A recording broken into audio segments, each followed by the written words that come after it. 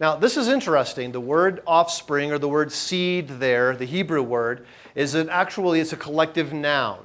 A collective noun is a word like rice. You know, rice can refer to a single grain of rice or a bag of rice. It's a collective noun. This word is also a collective noun. It refers to the one who represents the group, but also to all of the offspring as a group.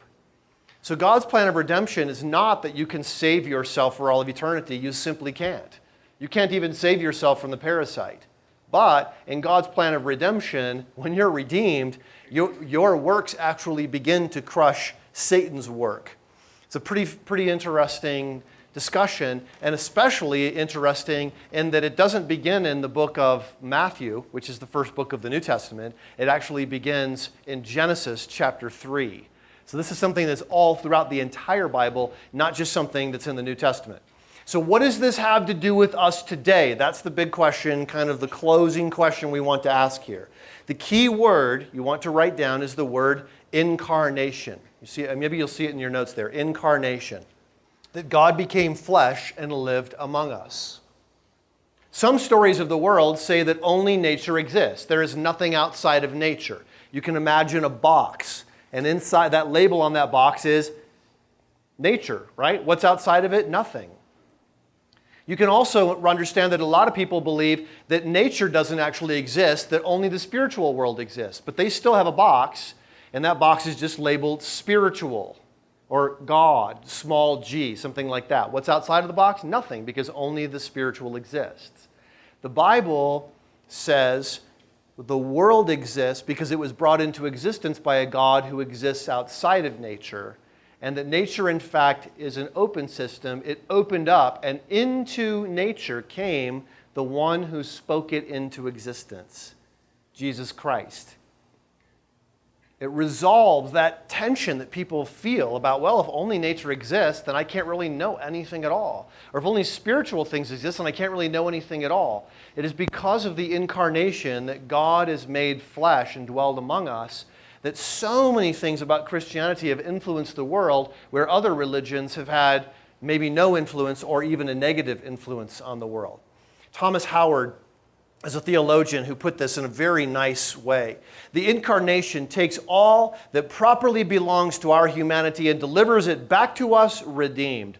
All of our inclinations and appetites and capacities and yearnings and proclivities are purified and gathered up and glorified by Christ. He did not come to thin out human life. Underline that in your notes. That's hugely important. He did not come to thin out human life. You see, a lot of people think that about Christianity, don't they? That Christianity is what prevents you from living the good life. What Thomas Howard is saying is that story is exactly backwards from what's actually so. God did not come to thin out human life. He came to what? To set it free. All the dancing and feasting and processing and singing and building and sculpting and baking and merrymaking that belong to us and that were stolen away in the service of false gods are returned to us in the gospel. Jesus expressed the incarnation this way. He said, I am the way and the truth and the life, and no one comes to the Father but through me. I don't think it's coincidental that he named three things there, the way, the truth, and the life. It probably would have had more meaning to his audience in that day because they would have been more familiar with the Greek philosophers than you and I are. But the Greek philosophers said, if you want to understand life, if you really want to master life, you will recognize there are three important questions in life. What is good, what is true, and what is beautiful? And Jesus said, I am the way, which refers to a moral course of action. I am the truth, what can actually be known. And I am the life, the aesthetic aspect of life, what constitutes a beautiful life. In other words, Jesus was saying in this statement, I am the answer to the philosopher's quest. But if it's true, we might be able to see evidence of it.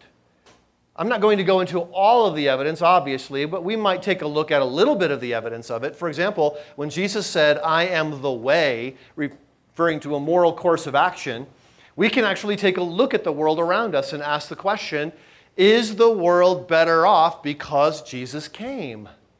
And you know what's interesting? A lot of history teachers in the United States of America say our system is based on the system of the Greeks and the Romans.